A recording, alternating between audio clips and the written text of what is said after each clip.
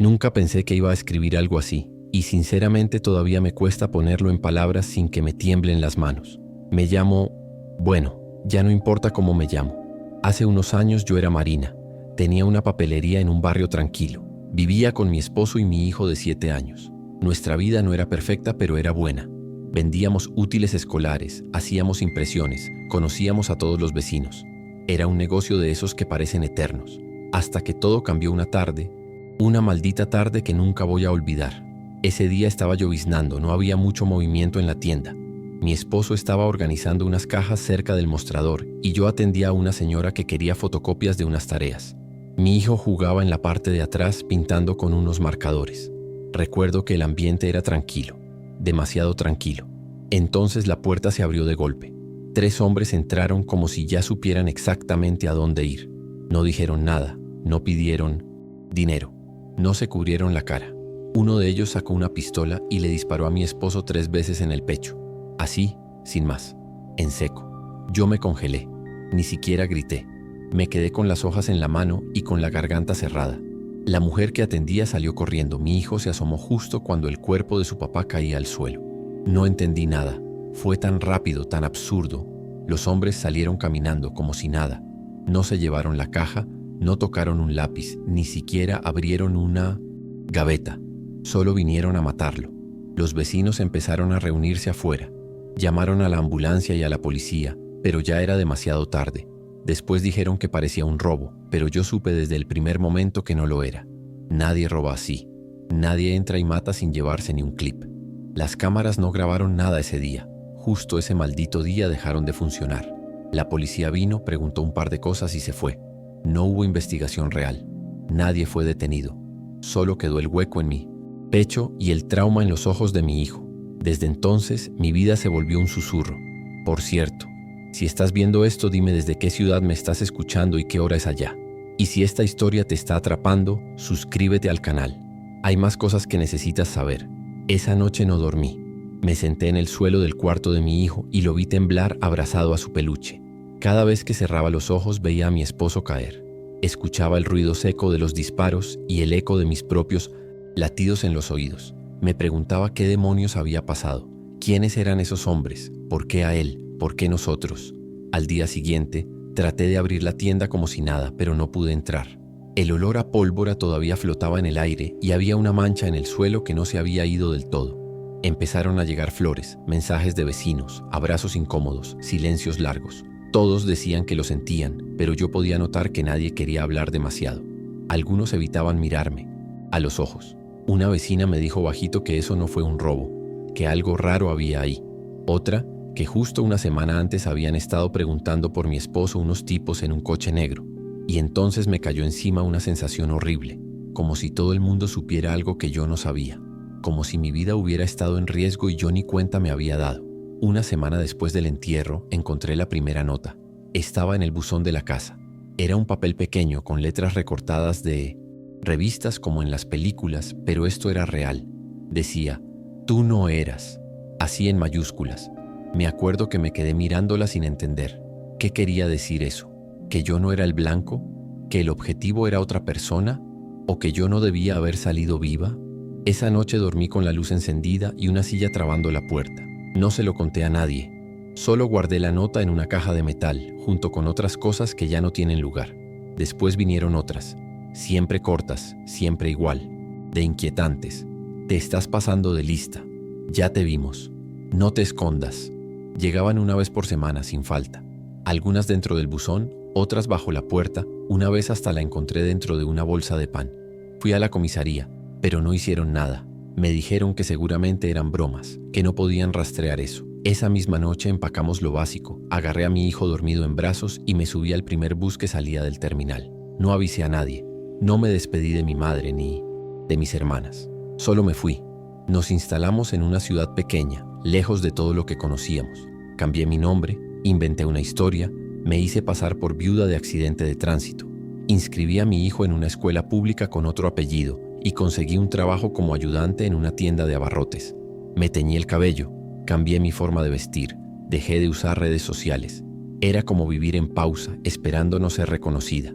Nunca más volví a hablar con nadie de mi familia. No, porque no los amara, sino porque no podía arriesgarme a que alguien los usara para llegar hasta mí. Al principio revisaba el buzón todos los días con el corazón en la garganta. Cada ruido en el pasillo del edificio me hacía sobresaltar. Dormía con un cuchillo bajo la almohada y una muda de ropa en una mochila lista por si tenía que salir corriendo. Pero pasaron los meses y no pasó nada. Ninguna nota, ninguna llamada, nada. Empecé a pensar que tal vez había sido una advertencia, que ya no me estaban buscando, que había logrado desaparecer. Empecé a respirar un poco mejor, a caminar sin mirar atrás. Pero eso no duró. Una tarde, saliendo del trabajo, encontré una nota doblada en el bolsillo de mi chaqueta. No estaba ahí en la mañana, lo juro. Solo decía: no te confíes. Sentí que todo se me venía abajo. Esa noche no regresé al departamento. Fui a un hotel barato y desde entonces me he mudado 3 veces. Nunca me quedo mucho tiempo en un mismo lugar. No tengo amigos, no dejo rastros. Mi hijo ya es un adolescente y nunca le conté todo. Solo sabe que estamos escapando de algo. A veces me pregunta si vamos a vivir así para siempre y yo no tengo corazón para mentirle.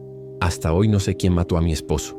No sé por qué lo hicieron, si era a él o a mí a quien querían, o si simplemente nos cruzamos con la gente equivocada. No sé por qué siguen apareciendo esas frases ni cómo me encuentran. Solo sé que vivo con el miedo metido en el cuerpo, como una sombra que no se despega, y que cada vez que alguien toca la puerta sin avisar, me quedo quieta, en silencio, esperando que se vayan, porque tengo la sensación de que algún día esa puerta se va a abrir, y esta vez no va a haber vuelta atrás.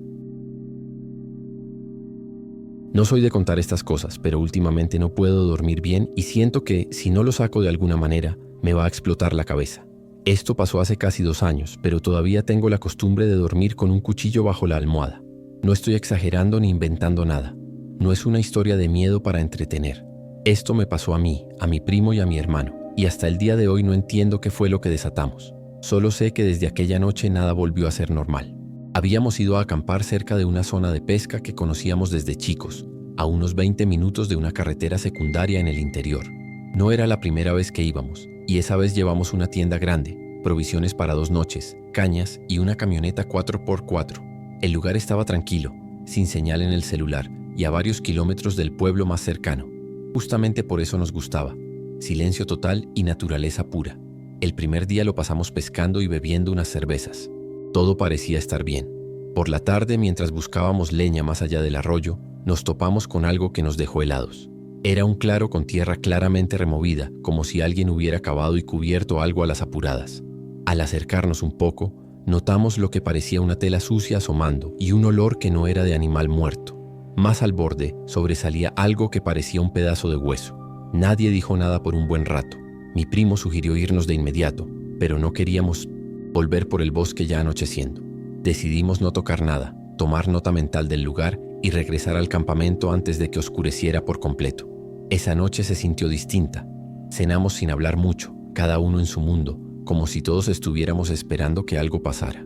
A eso de las 2 de la mañana me despertó el sonido de pasos suaves sobre las hojas secas rodeando la tienda. Pensé que era un animal, pero entonces escuché susurros. No eran voces normales, eran murmullos, como si varias personas hablaran muy bajo, muy cerca. Mi primo también se despertó. Lo vi tenso, agarrando una linterna sin encenderla. Nadie se atrevió a salir. Solo escuchábamos como algo o alguien daba vueltas alrededor, y cada tanto, un crujido fuerte rompía el silencio como si pisaran ramas secas con intención. Lo más raro fue que esos pasos no se alejaban. Era como si giraran en círculos alrededor nuestro muy despacio durante horas. A veces se detenían por completo, y eso era peor, porque el silencio total hacía que el corazón se sintiera en los oídos. En un momento escuchamos algo arrastrarse, como si alguien estuviera empujando algo pesado por el suelo. Mi hermano apretó los dientes, lo conozco bien, y verlo así de asustado me hizo pensar que esto no era solo nuestra imaginación. Nadie abrió la tienda, nadie dijo una palabra. Solo esperamos que amaneciera, sin dormir ni un segundo. Cuando al fin salió el sol, salimos los 3 de la tienda como si escapáramos de una prisión. Todo estaba en su lugar, pero las huellas estaban ahí. Marcas extrañas alrededor del campamento, no de botas, no de animales. Algo como si alguien arrastrara los pies descalzos sobre la tierra húmeda. Buscamos en el bosque por si alguien nos había estado espiando o si era una broma, pero no encontramos a nadie. Decidimos levantar todo y volver a casa sin desayunar siquiera. Mientras empacábamos, mi primo dijo algo que me heló. Nos vieron encontrarlo. No lo discutimos. Solo subimos al auto y nos fuimos. Al llegar a casa, después de varias horas de viaje, notamos algo raro en la camioneta. Alguien la había revisado. La guantera estaba abierta, los papeles tirados en el asiento. Pero lo peor estaba en el capó. Una marca tallada con algún objeto punzante. Era como un triángulo irregular, con una línea atravesándolo. Ninguno de nosotros había visto algo así antes. No era un símbolo común. Lo primero que pensé fue que nos habían seguido, que sabían quiénes éramos y dónde vivíamos. Fuimos a la comisaría, mostramos fotos, contamos lo del campamento, pero el oficial solo anotó unos datos y dijo que no había nada que investigar. Durante las semanas siguientes estuvimos más alertas que nunca. Revisábamos los espejos del auto cada vez que salíamos, poníamos sillas contra la puerta de noche. Cada sonido raro nos despertaba, pero nada más pasó. Hasta que una mañana el primo que había estado con nosotros no apareció a trabajar. Su teléfono estaba apagado, su auto estacionado frente a su casa, la puerta cerrada sin señales de violencia. La policía dijo que seguramente se había ido por cuenta propia, que no podían hacer nada hasta que pasaran más días. Pero nosotros sabíamos que no era así. Él no se iba sin avisar. No desaparecía porque sí. Buscamos por nuestra cuenta, preguntamos a amigos, fuimos a lugares donde solía ir, pero era como si se lo hubiera tragado la tierra.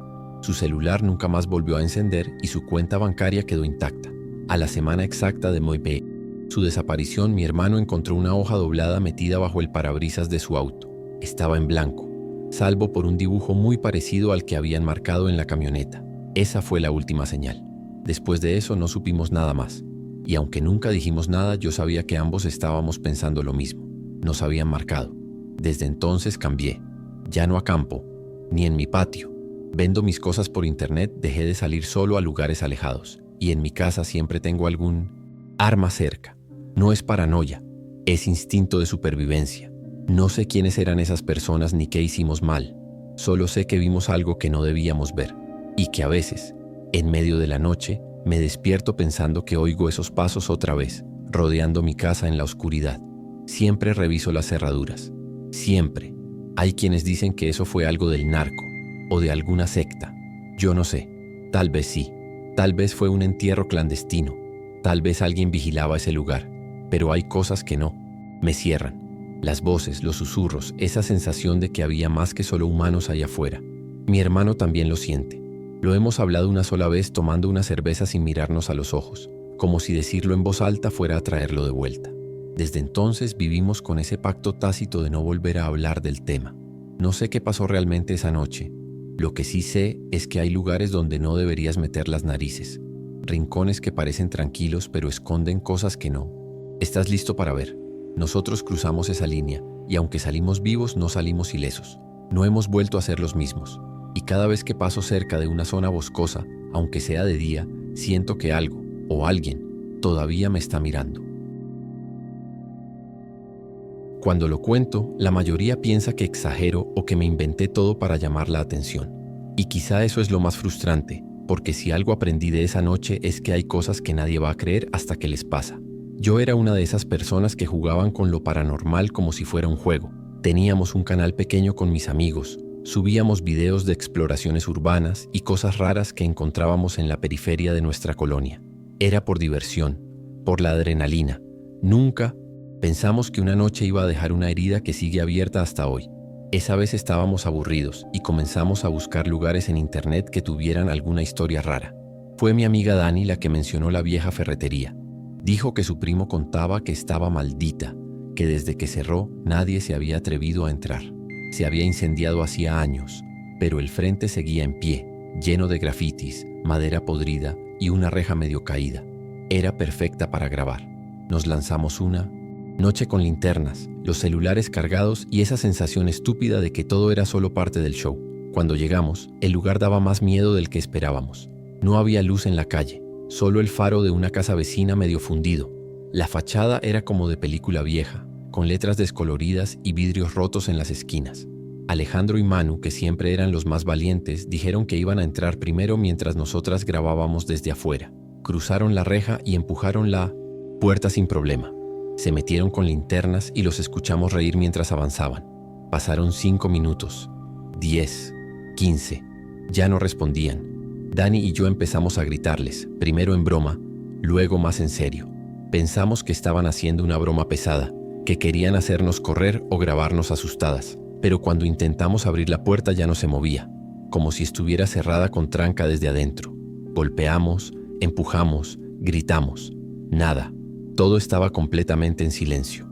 Ni siquiera se escuchaba el eco de nuestras voces dentro del local. Fue ahí cuando sentí que algo estaba realmente mal. No un susto normal.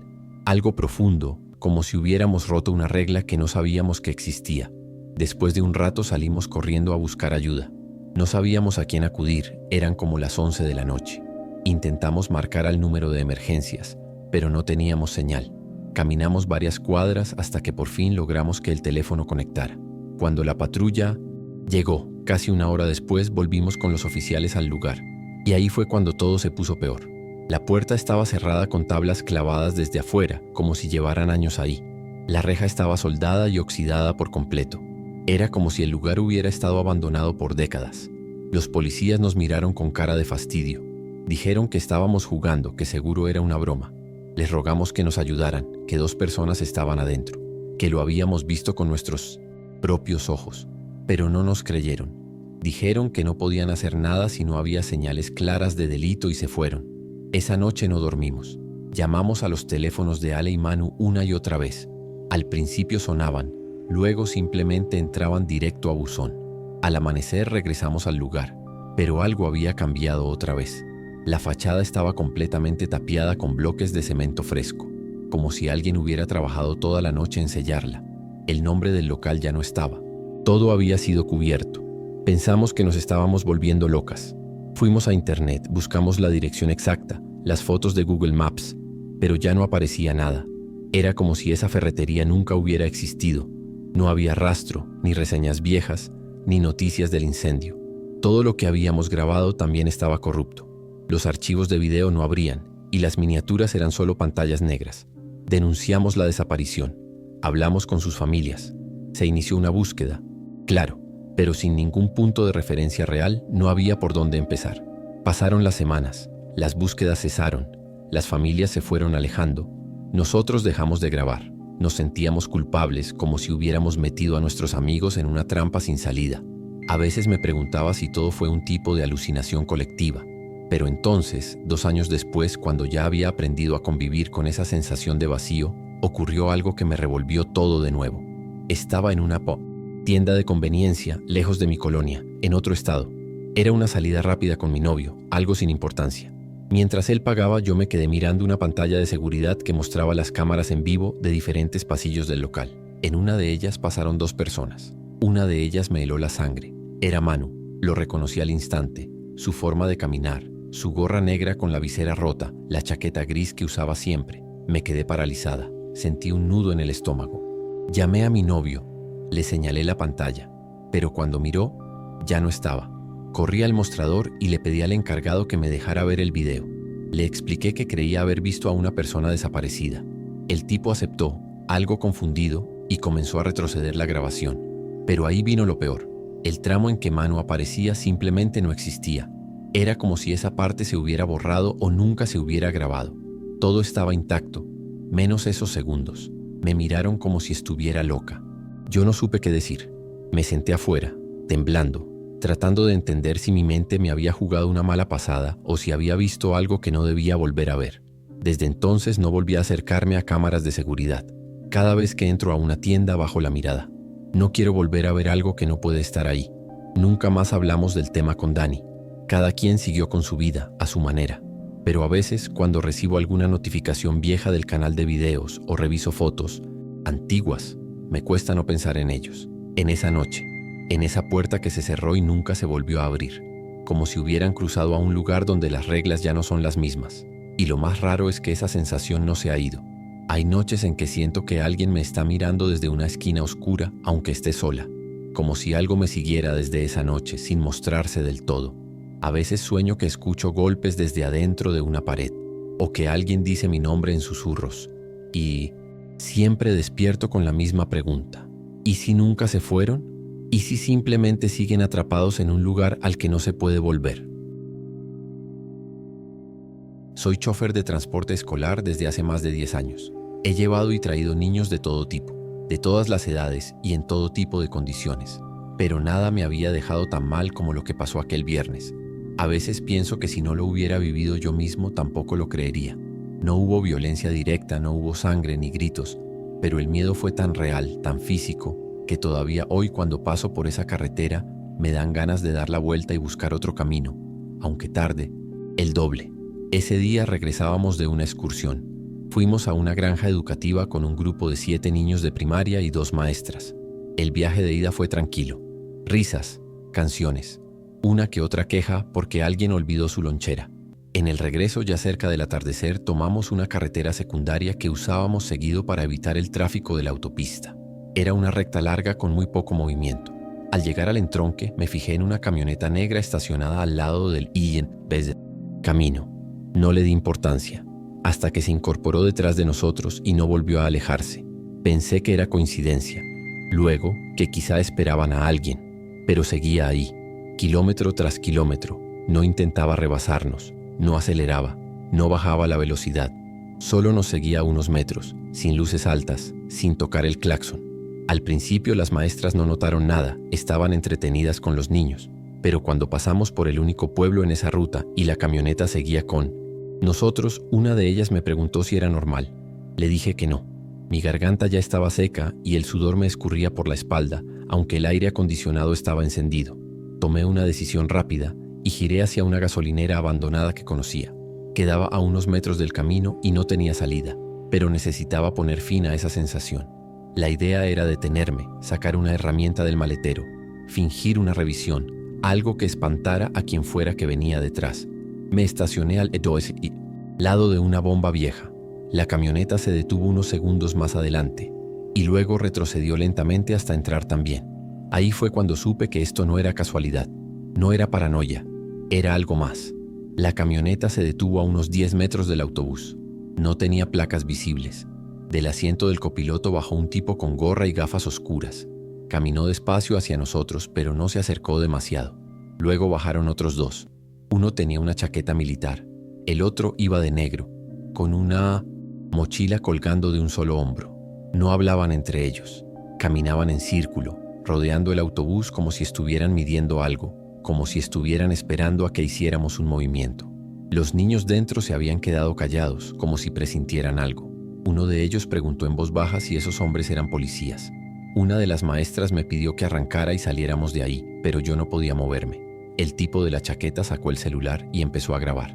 No apuntaba directamente al autobús, sino como al frente, al parabrisas, como si quisiera registrar quién estaba manejando. Luego caminó unos pasos hacia el costado y también grabó los vidrios traseros. No dijo una sola palabra. Nadie lo hizo. Era como si estuvieran siguiendo un guión, una rutina ya ensayada. En ningún momento intentaron abrir la puerta ni golpear los vidrios. Solo observaban y registraban. Después de un rato que no supe medir, regresaron a su camioneta. Subieron sin apuro y se fueron por donde habíamos venido. Yo no arranqué enseguida. Me quedé ahí con el motor encendido y las manos en el volante, esperando que regresaran. Pero no lo hicieron. Conduje en silencio el resto del camino hasta la escuela. Dejamos a los niños, cada uno con su respectiva familia. No les contamos nada a los padres. Las maestras y yo acordamos hablar con la dirección al día siguiente, pero nunca llegó a pasar. Algo dentro de nosotros nos decía que no servía de nada denunciar. 3 días después llegó el Otisinto, golpe que terminó de dejar todo patas arriba. Me llamó una de las maestras para decirme que 2 de los niños no habían vuelto a clases. Sus padres avisaron que se mudarían de ciudad por motivos personales. Sin más, no dejaron datos, no dijeron a dónde se iban, no dieron ningún aviso previo. Lo más inquietante fue que ambos niños eran los que estaban sentados del lado de la ventana aquella tarde. Eran los únicos que habrían sido grabados de forma directa desde afuera. No sé si fue coincidencia, pero desde ese momento me quedó claro que lo que vivimos no fue un susto cualquiera. Intenté comunicarme con las familias, pero los teléfonos estaban fuera de servicio. Fui hasta una de las casas y ya estaba vacía. Las cortinas arrancadas, el buzón lleno, ni un solo rastro de que alguien vivió ahí. La otra casa tenía un letrero de se renta. Nadie supo decir cuándo se habían ido, ni vecinos ni conocidos.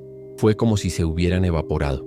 Las maestras también intentaron preguntar en la escuela, pero la dirección se limitó a decir que habían respetado la decisión de los padres. A mí, algo me decía que no fue una mudanza normal. Algo pasó y no quieren que nadie sepa. Desde entonces cambié mi ruta. Dejé de aceptar viajes en esa carretera, incluso si eso me hace perder tiempo y gasolina. No quiero volver a ver esa camioneta. No quiero volver a sentir esa mirada muda, esa presencia que no te amenaza con palabras, pero te avisa que ya te tiene marcado. No tengo pruebas de nada. No hay placas. No hay video. No hay testigos fuera del autobús. Solo nos queda lo que sentimos ese día. Y eso, créeme, fue suficiente para que me mantenga alerta cada vez que un vehículo aparece en el retrovisor y no rebasa. Hay noches en que sueño con esa parada, con los hombres caminando en círculos una y otra vez, como si nunca se hubieran ido. Otras veces sueño que alguien me graba desde afuera, aunque esté solo en casa. Me despierto sudando, sin aire, con la sensación de que algo sigue, incompleto, que eso no terminó ahí, que quizás dejaron algo sembrado y que solo están esperando el momento exacto para volver a aparecer. Nunca sentí miedo así. No miedo de que te maten, sino de que desaparezcas y nadie pueda explicarlo. Sé que no hay forma de demostrar lo que pasó, que para la mayoría esto suena como una exageración o un malentendido, pero yo estaba ahí. Yo vi sus caras sin expresión, sus pasos sincronizados, la manera en que observaron a cada niño como si estuvieran eligiendo algo. Y aunque me esfuerzo por dejarlo atrás, hay una parte de mí que sabe que esto no ha terminado, que ese viaje fue solo el comienzo de algo más grande, algo que sigue en silencio, esperando. Nunca pensé que escribir lo que vi con mis propios ojos me iba a costar todo.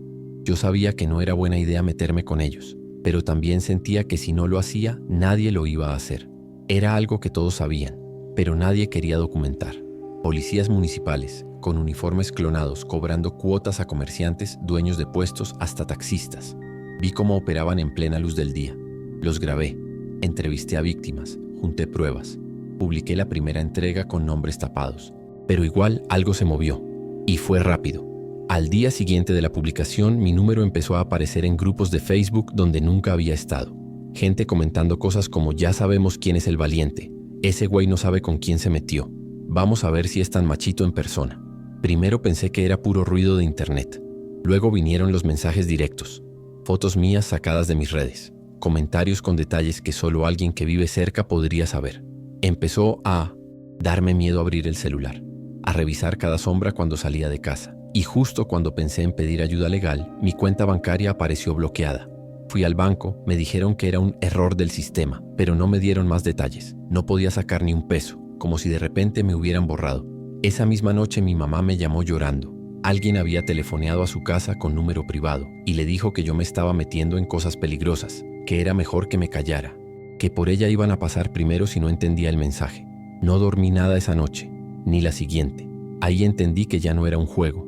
Cerré todas mis redes, borré los correos, quité mis fotos de internet como pude, metí lo básico en una mochila y me fui. Dejé el departamento sin pagar el último mes. Nadie supo a dónde me fui, ni mi mejor amigo ni mi hermana. Me moví entre ciudades un tiempo. Después, con ayuda de una persona que no puedo nombrar, conseguí una cédula con otro nombre. No me metí, enorgullece, pero era eso o desaparecer de verdad. Me fui al sur. Crucé por tierra y terminé en un país de Centroamérica donde nadie me conoce. No fue fácil adaptarme. Al principio no dormía más de 2 horas seguidas. Soñaba que tocaban la puerta del cuarto donde me quedaba, que abría y alguien me apuntaba sin decir nada. Vivía cambiando de hospedaje cada semana, buscando lugares donde nadie me pidiera muchos datos. Empecé a escribir bajo seudónimo, desde cibercafés o redes públicas. Nunca, desde el mismo lugar 2 veces seguidas. Incluso borraba los textos del disco después de enviarlos. Me volví paranoico, pero al menos estaba vivo. Eso era lo único que me repetía para no quebrarme. La soledad fue lo peor. No tener con quién hablar, no saber en quién confiar, no poder llamar a mi mamá ni mandarle una foto, ni decirle que estaba bien. Todo por haber dicho la verdad, por mostrar lo que pasaba en las calles de mi ciudad a plena luz del día.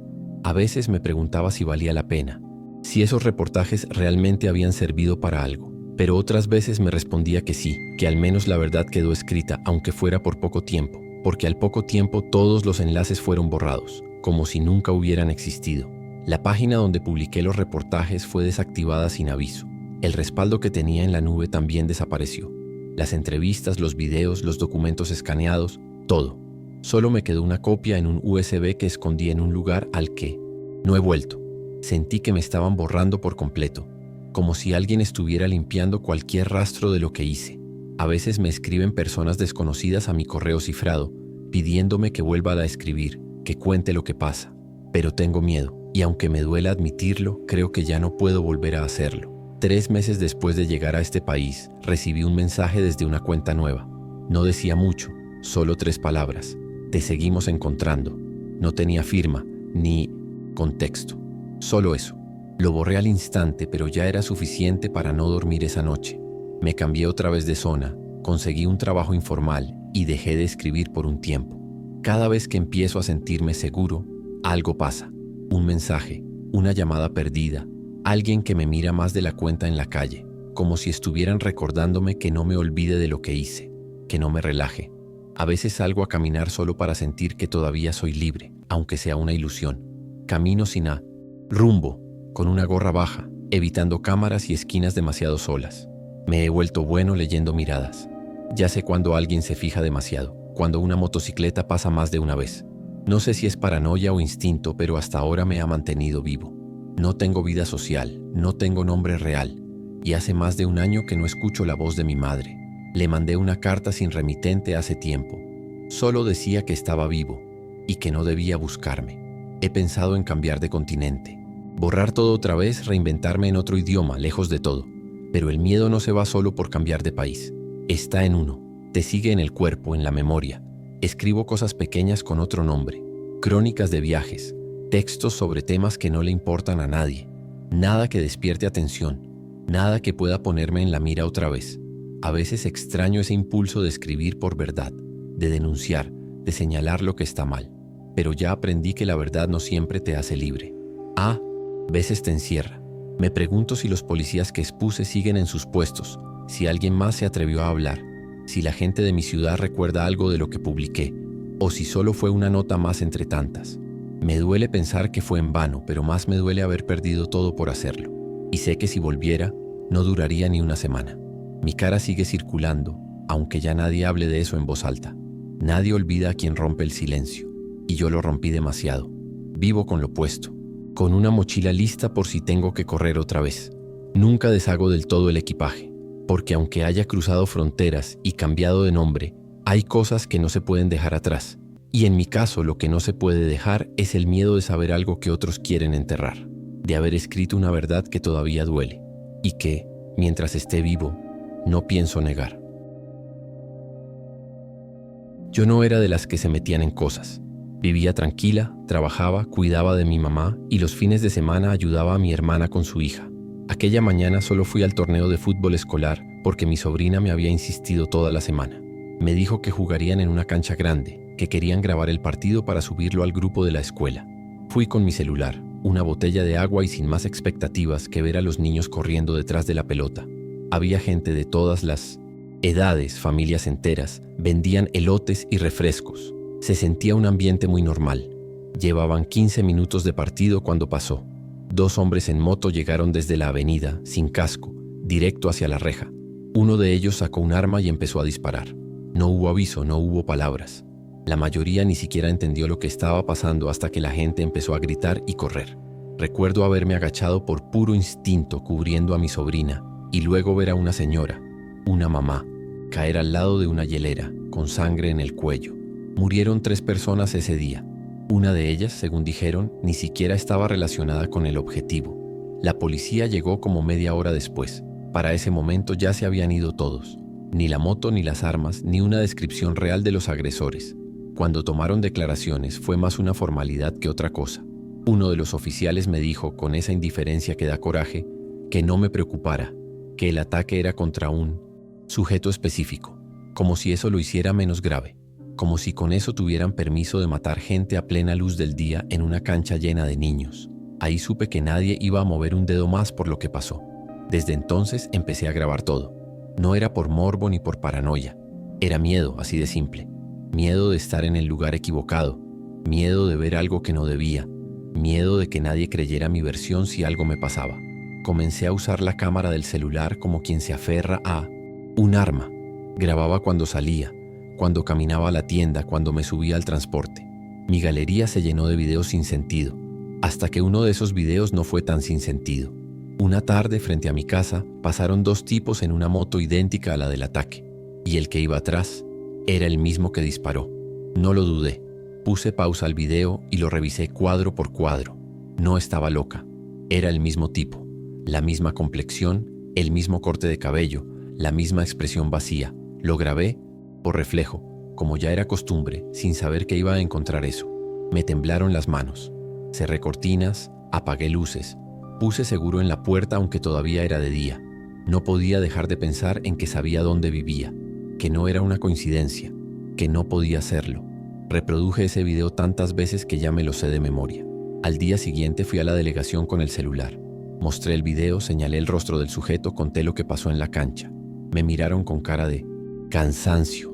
Uno de los agentes apenas me escuchó y luego me dijo que no podían hacer nada con eso, que seguramente era alguien parecido. Otro agregó que en esta ciudad todos se parecen de lejos. Me pidieron mi nombre, mi dirección y anotaron en una libreta sin sello ni logotipo. Me fui con la sensación de que me acababa de poner un blanco en la espalda por nada. Volví a casa sin saber qué hacer. Pensé en irme con mi hermana, pero ella vive en un departamento muy pequeño y tiene una bebé. No, quería meterla en esto. Empecé a buscar cámaras de seguridad en mi calle, por si alguna había grabado lo mismo. Descubrí que la de una tienda cercana apuntaba justo a la entrada de mi casa. Le pedí al encargado que revisara las grabaciones de ese día. Al principio no quería, pero le ofrecí dinero. Cuando vimos juntos el video, estaba ahí. La moto pasando despacio, los dos tipos, el mismo rostro. Le pedí una copia. Él dijo que sí, que al día siguiente me la daba en una USB. Cuando volví por ella, me dijo que lo había intentado, pero el video ya no estaba. Se borró solo, me dijo, sin mirarme a los ojos. No insistí. Algo en su actitud me dijo que era mejor dejarlo así. Esa noche no dormí en mi casa. Me fui a un hotel barato en otra colonia sin avisar a nadie. Compré otro chip para mi teléfono y empecé a usar solo efectivo. Cada vez que sentía que algo era casualidad, me repetía que no lo era. Porque cuando te quieren hacer creer que todo es coincidencia, es porque ya te tienen vigilada. Desde entonces no volví a grabar todo. Cambié de costumbre. Ya no era cuestión de registrar por seguridad, sino de pasar desapercibida. Dejé de usar redes sociales, borré todo lo que tenía en la nube, incluso cerré el correo que usaba para el trabajo. A veces me preguntan por qué desaparecí de todos lados, por qué me volví tan silenciosa. Nadie sabe lo que pasó realmente, ni siquiera mi hermana. Solo digo que estoy bien, que necesitaba tiempo, pero la verdad es que sigo esperando el día en que vuelvan a pasar por mi calle, o que alguien toque la puerta en la madrugada. No volví a saber de los niños del partido, ni de la familia de la señora que murió ahí. Tampoco se habló más del caso en las noticias. Fue como si la ciudad lo digiriera en silencio y luego lo olvidara. Pero yo no lo olvidé. Todavía tengo el video en el teléfono, el del tipo pasando frente a mi casa. Lo he visto tantas veces que me cuesta borrar la imagen de su cara. Y lo peor es que sé que, si él supiera que todavía lo tengo, eso sería suficiente para que viniera a terminar lo que empezó. No tengo pruebas formales, no hay una denuncia abierta. Solo tengo miedo. He pensado muchas veces en irme, empezar de cero en otro lado, pero no es tan fácil. No tengo dinero para eso. Tampoco sé si serviría. ¿Qué me garantiza que no me encontrarían otra vez? No tengo enemigos, no me meto con nadie, pero esa tarde, en la cancha, estuve muy cerca de algo que no debía ver. O quizá vieron en mí algo que no les gustó. Y ahora vivo bajo esa sombra, esa posibilidad de que haya sido elegida sin querer, como una ficha más en un juego que no entiendo. Así que sigo aquí, callada, cuidando mis pasos, mis palabras, mis horarios. Aprendí que no siempre hay justicia, que a veces la policía es solo una fachada y que la ciudad no protege a los testigos. A veces creo que todo ya pasó, que solo fue una amenaza silenciosa, pero luego, cada vez que escucho una moto acercarse por la calle, se me corta la respiración. Y es que cuando algo así te pasa, ya no volvés a sentirte a salvo, ni siquiera cuando todo parece estar en calma. Era una práctica sencilla, de esas que haces solo porque toca sin pensar mucho. Un profesor nos había dado permiso de usar el dron para hacer un levantamiento topográfico en un sitio real. Elegí una cantera abandonada a las afueras porque era fácil de acceder y no había movimiento. No esperaba nada fuera de lo común. Solo medir, grabar, armar el modelo 3D, entregar. No era ni mi tema favorito. Ese día fui solo, temprano, con el dron cargado y todo listo. No tardé más de 40 minutos en grabar lo necesario. Todo parecía normal. Revisé las tomas hasta la tarde, ya en casa. Tenía los ojos cansados, pero me puse a checar fotogramas porque quería armar un modelo limpio. En eso vi algo raro en uno de los clips. Al fondo, en una zona que no había notado en el momento, se veía una camioneta blanca detenida. Al principio pensé que era un trabajador o alguien explorando igual que yo, pero luego vi que había gente bajando cosas. No eran herramientas, no eran cajas, eran cuerpos. 3 personas bajaban a un hombre, sin moverse, sin oponer resistencia. El cuerpo caía como si ya no tuviera peso propio. Pausé el video, lo amplié. Quería convencerme de que era una mala interpretación, pero entonces vi algo peor. Uno de los tipos, el último en bajar, levantaba la cabeza. Miraba directo hacia arriba, hacia el dron. No había forma de que me viera desde ahí, pero en la imagen su rostro estaba completamente nítido y estaba mirando fijo como si supiera. Me quedé helado, cerré todo. Apagué el dron, el monitor, el wifi. Me metí a la cama sin saber si realmente había visto lo que creía haber visto. A las 2 de la mañana me despertó el sonido del celular. Era un número desconocido, solo decía: "Te vimos". Así, sin más. 3 palabras. Ni siquiera contesté. Me quedé mirando la pantalla como un idiota temblando. Cerré las cortinas. Fui a revisar la puerta 3 veces. Me asomé a la ventana, pero no vi a nadie. Al día siguiente, cuando bajé a la calle, mi auto tenía rayones profundos a lo largo de la puerta del conductor. No eran al azar. Era una palabra mal escrita, como si alguien hubiera querido dejar un mensaje pero sin dejarlo del todo claro. Ese mismo día me llamó la universidad. La llamada fue extraña desde el principio. Me marcó la coordinadora de la facultad. Me dijo que habían recibido una visita esa mañana, un hombre preguntando por mí, que quería saber en qué proyectos estaba trabajando, si había estado recientemente en campo. Según ella, se presentó como parte de una empresa interesada en prácticas profesionales, pero no dejó tarjeta, ni nombre claro. Solo insistió en que necesitaba ubicarme. La coordinadora dijo que no le dio mis datos, pero me notó tan nervioso que preguntó si todo estaba bien. Le dije que sí. Le mentí en automático. Esa noche no regresé a casa. Me llevé mi computadora portátil, el dron y el disco externo. Me hospedé en un hostal barato cerca del centro. Pensé en denunciar, pero ¿qué iba a decir? ¿Que grabé algo por accidente en una zona abandonada? ¿Que alguien me mandó un mensaje anónimo y rayó mi auto? Nadie me iba a tomar en serio. Y sí, lo que me daba miedo no era que no hicieran nada, era que hicieran algo y me expusieran. Decidí guardar silencio y actuar por mi cuenta. Borré todo del disco duro, menos el video. Lo pasé a una USB pequeña, la más vieja que tenía, y la escondí dentro del forro de mi mochila. Al día siguiente volví al departamento solo para recoger lo básico: un cambio de ropa, documentos, algo de efectivo.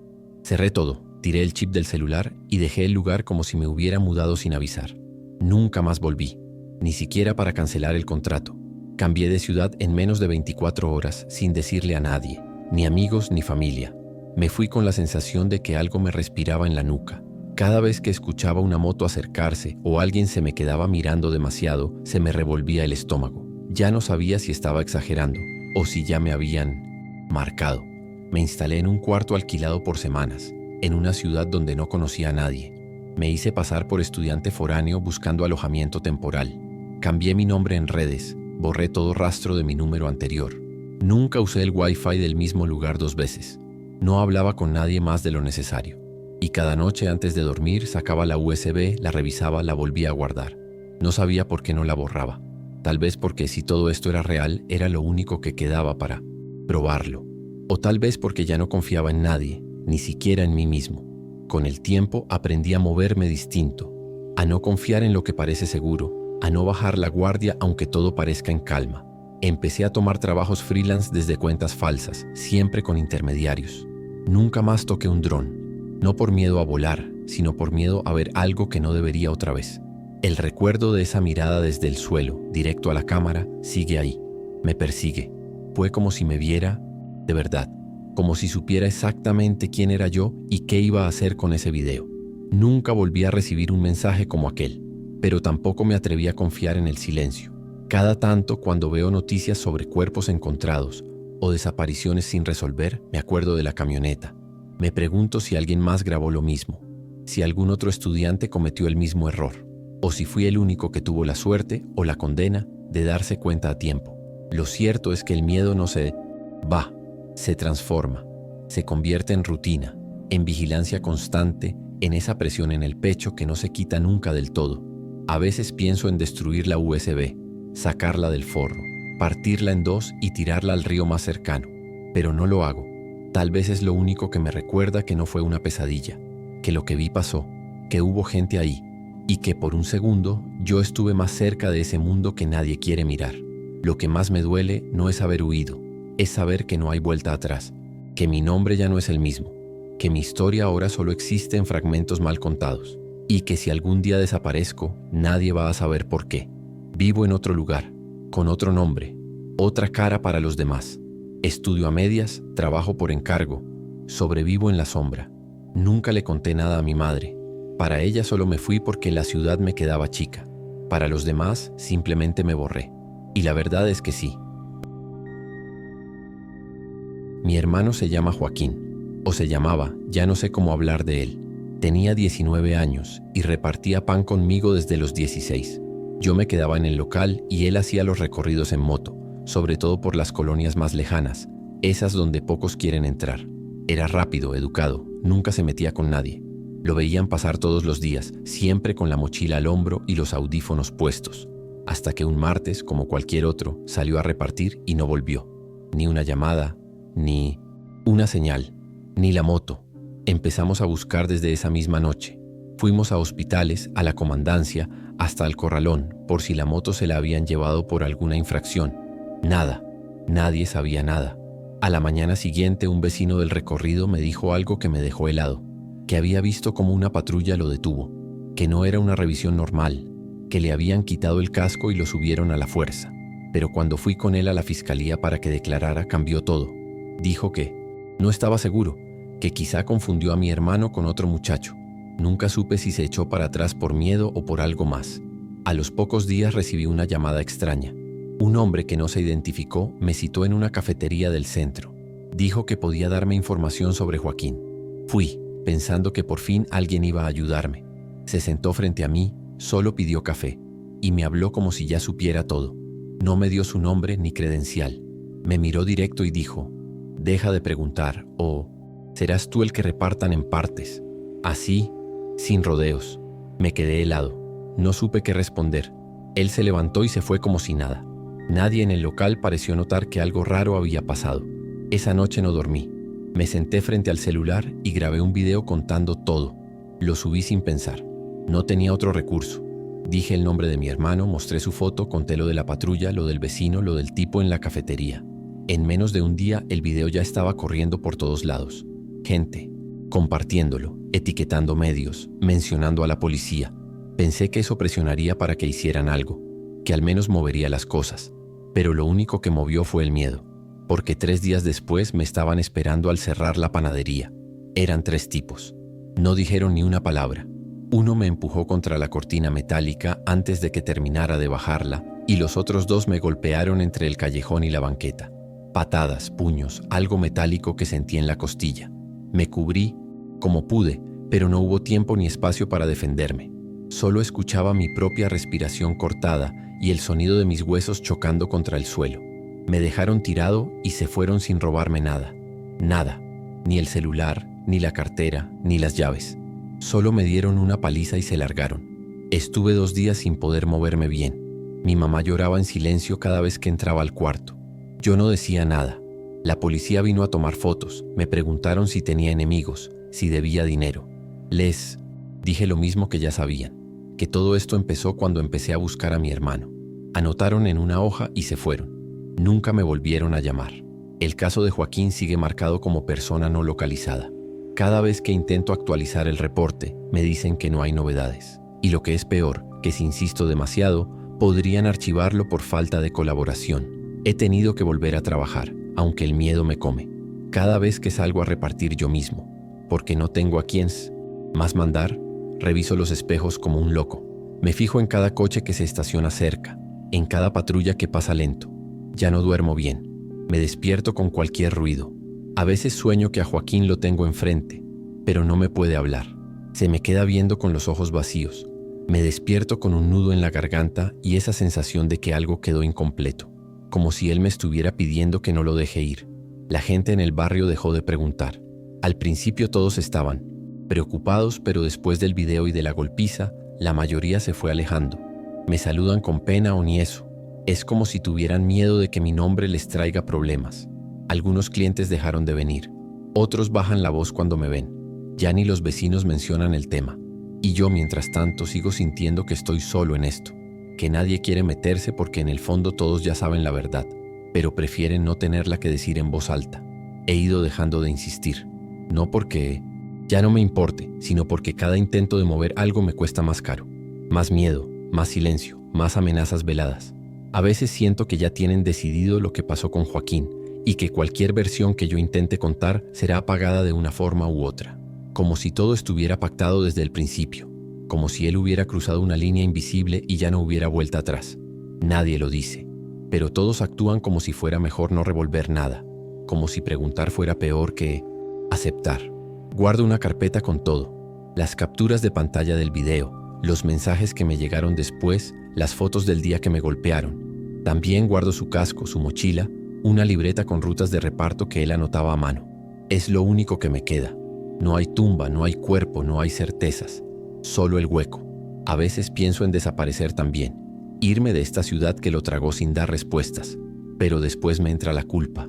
Como si irme fuera lo mismo que rendirme. Como si él estuviera esperando que al menos uno no se olvidara. Ya no tengo esperanza de que se haga justicia. Esa palabra acá no significa nada. Pero sí quiero que quede escrito. Que si algún día alguien pregunta, sepa que hubo un hermano que no dejó de buscar. Que no fue solo otro desaparecido como dicen. Era una persona. Tenía nombre, tenía sueños, tenía una familia que lo esperaba cada noche y un trabajo que hacía con orgullo, aunque le tocara cruzar las calles más jodidas de la ciudad. No era un delincuente. No era nadie que mereciera desaparecer sin que nadie lo defendiera. Vivo con miedo, sí, pero también con rabia. Rabia de ver cómo los culpables siguen paseando como si nada. Rabia de saber que se burlaron en mi cara. Rabia de que los días pasen y las noticias se olviden. Pero por más que me digan que me calle, yo no voy a callarme. Porque si no hablo yo, nadie más va a hacerlo. Y porque aunque ya nadie lo diga en voz alta, mi hermano todavía está desaparecido.